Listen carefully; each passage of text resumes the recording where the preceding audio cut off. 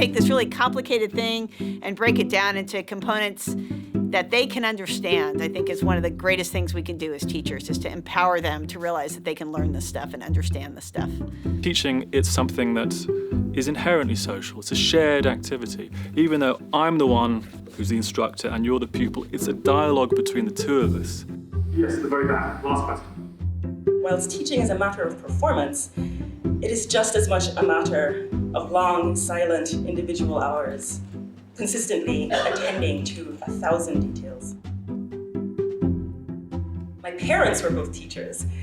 My father was in fact a preacher. And I think I get my sense of pedagogy as something fully embodied and somehow even musical from him. Me and a couple of my friends who took her very first class, we were like, so what are you teaching next semester? And next semester. And I ended up doing 3 straight semesters with her. Being in her class, you just feel her energy and her excitement for both her research and for teaching itself. She's so encouraging and supportive that it took me a minute to even realize that she was delivering a critique, because she's so you just feel like she's on your side all of the time. She is able to create an academically rigorous environment. A warm and open and inclusive and welcoming space to learn and talk about really difficult subjects, while also acknowledging that where we are isn't safe and won't be safe and hasn't been safe and doesn't need to be in order for us to keep doing the work we're interested in doing. Where you feel comfortable expressing yourself and comfortable challenging yourself to become a better scholar and just like a better person too. It's tiny moments as a teacher can have an enormous rippling effect for students. And I always try to bear that in mind when I'm teaching, especially when students want to kind of talk about things which are outside of the course or things that they're just interested in, because you never know what it's going to spark in the student, or indeed me. I sometimes learn amazing things. He is the best lecturer I've had at Cal. Because of Paulin courses my freshman year, that is why I ended up pursuing the data science minor. More than just being a good teacher, he's a brilliant one that really gets the material and pedagogically knows how to teach it in a way that is tangible and lovable and enjoyable, which are not usually synonymous with math, in my opinion. So she developed this entire background in physics before she even entered into neurobiology. And she just really knows the intricacies of how things work, and she can also explain them. My PhD is actually in physics. At physicists, we feel like we can understand things at very logical and basic levels. That there's an order in which things happen. There's a logical way to think about things. And so I actually try to use that framework when teaching biology whenever I can. One of the most important things that she's kind of taught me is that in lab, you need to understand the equipment that you're using. You understand the physical phenomena behind what's happening, and I feel like you learn better that way. To teach well, you've got to remember what it's like not to know it, right? And I think often about where I was sitting even in the library at the moment it kind of came to me.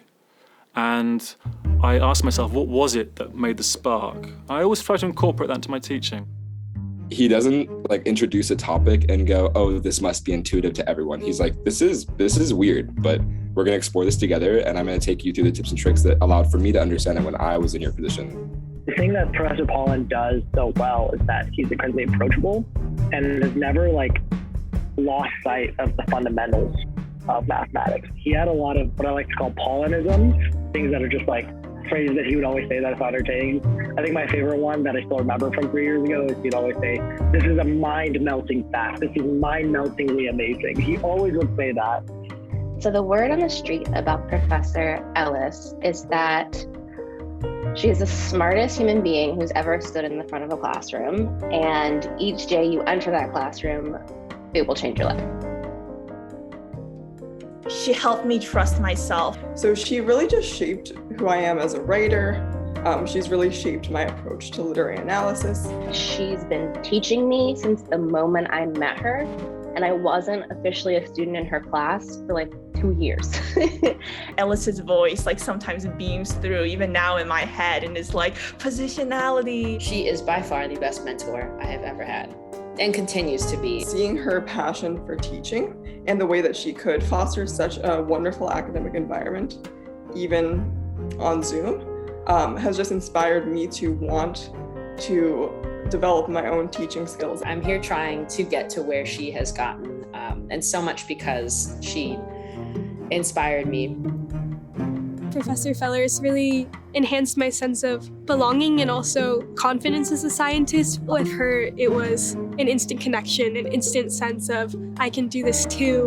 And she also really brings out that feeling with how supportive she is of her students and how much she engages with them as well. She makes you feel that you can succeed. I think it's really empowering to the students for us to say, I don't know, what do you think? Or, ask another student in the room, or I often will ask my TAs, to say, do you guys know the answer to this question? When students see that, then they realize that even those of us who have, made it to this kind of position are still saying, I don't know, and still have things that we don't understand, and that we turn to other experts, no matter where they are on the hierarchy of academia, to get answers. It's an important thing for them to realize that we all belong. We all bring something to the table. It's just really rewarding for me as well to think back at that one topic that I suddenly understood and the cascade effect it had, and it led me to Berkeley. And it makes me think, well, goodness, what is this going to lead for that student? They could go into amazing places, right, starting from this. I work in the way I do and teach in the way I do for my students, especially students who don't yet know their own genius, because it was how I was taught. And that made the difference for my whole life. To let people who maybe had not considered themselves to be a scientist to learn how to be a scientist. That's the thing that motivates me the most.